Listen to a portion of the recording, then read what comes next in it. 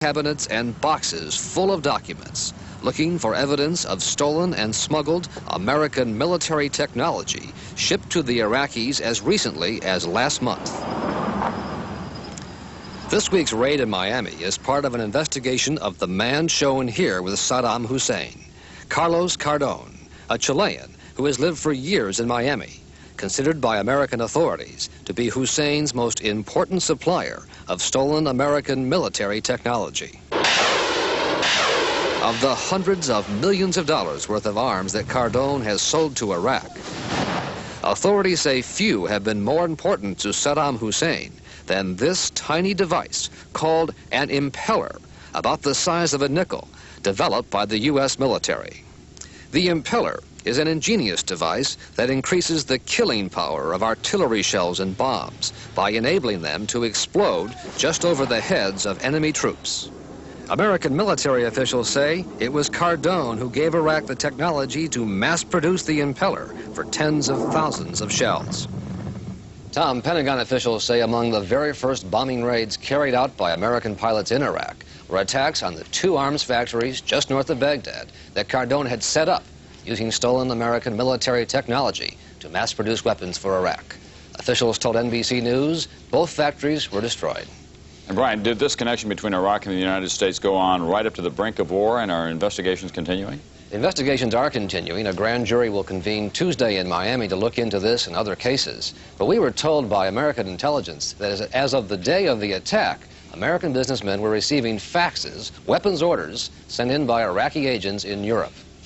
Thank you very much, Brian Ross, tonight. By the way, we'll have more on this exclusive story later tonight on Expose here on NBC. And dilemma for the city's 250,000 Arab Americans.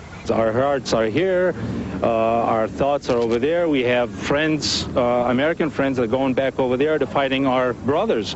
Grocer Sam Yono immigrated from Iraq 23 years ago and now worries about the relatives he left behind. Innocent people, families, young children that are sleeping in bed at 3 a.m. in the morning. What is going through their minds? How are they trying to reach to those shelters? Others here are concerned about their own safety. At the Arab American News, callers to a special hotline report an increase in anti-Arab incidents. And they're not severe, they're not shootings or murders, they're car windows being broken out, slogans painted on their house, things like that. Detroit has set up a task force to help protect Arab American neighborhoods. In Virginia, Oceana Naval Air Station, two Navy lieutenants who teach other air crews how to deliver their bombs over dangerous targets and survive to return to their carriers. For security reasons, they are only identified by their call signs, Bunny, the pilot, and Bleach, the navigator bombardier. Probably our most stressful mission is night low-level navigation through mountains or any terrain, then dropping bombs on a particular target, and that can be extremely stressful. You're talking to several hundred feet above the terrain, high speeds in excess of 400 knots. We watch some other A-6s take off. We do it in good weather, we do it in bad weather. We're totally inside the cockpit on the electronic instruments, and it's a lot of crew concept, a lot of talking between each other. You don't really feel stress at the time. You feel the adrenaline's going. And a good crew can almost read each other's minds.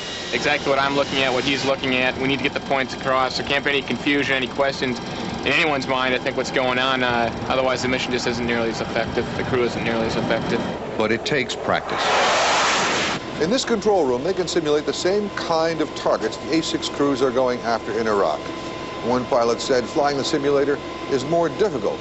It just doesn't give you all of the seat of the pants information. Oh, it moves around, but no computer-driven simulator can reproduce the feeling of actually flying. They programmed in a mission an attack at about 400 feet.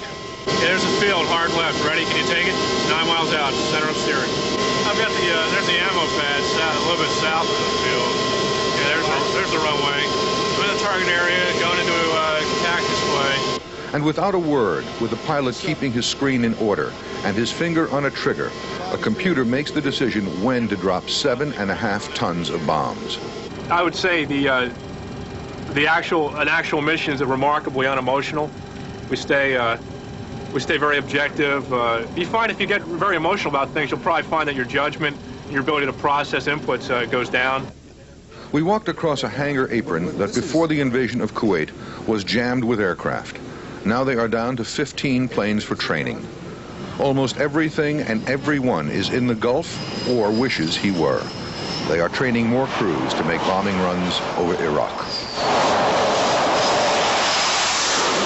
Stan Bernard, NBC News, Oceana Naval Air Station, Virginia. And if you think the football playoff was suspenseful, wait till you hear the stories of NBC's Tom Aspel, who is just back from Baghdad.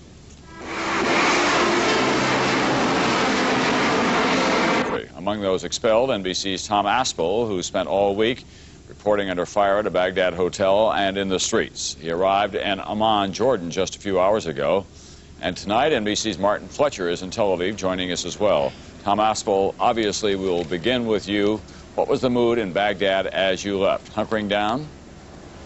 Well, Tom, I think they're getting used to these attacks. They don't know how they're happening, but they're certainly getting used to the sound of sirens, used to the sound of firing that signals the start of an attack.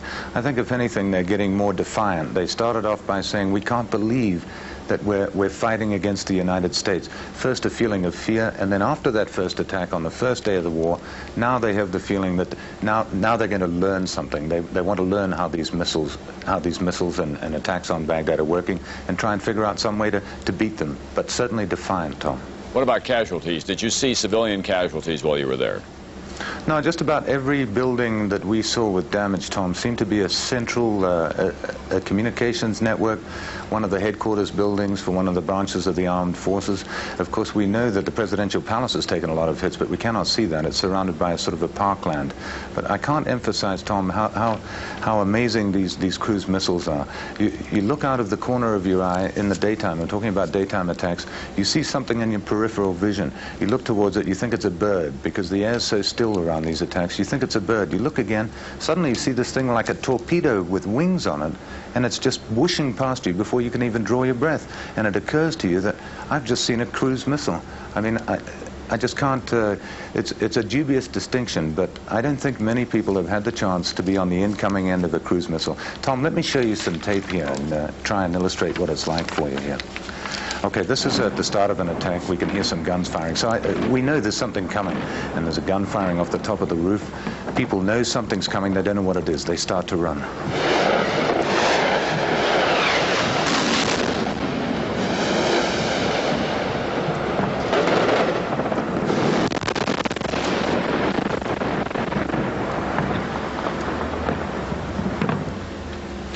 Now that one landed about 100 meters from where we're shooting from the 6th floor in the hotel. It hit some workers' housing compound.